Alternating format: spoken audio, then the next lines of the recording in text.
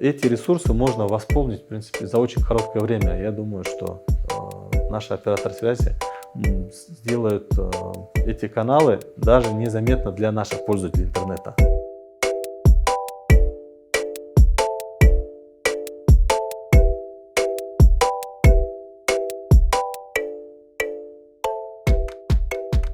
В настоящее время беспокойств нет.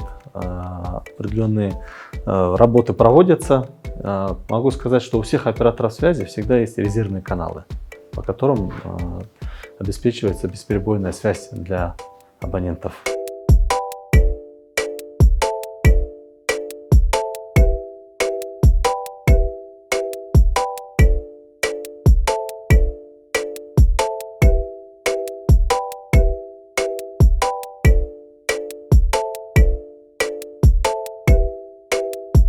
Эта проблема будет решена быстро и оперативно, потому что есть резервные каналы, как я говорил, это резервные оптоволоконные линии связи. Помимо этого есть еще спутниковые каналы связи.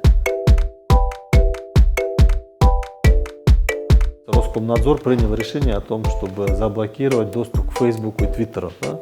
И эти ограничения, они на нашу республику не распространяются, потому что к нам интернет поступает по магистральным каналам связи.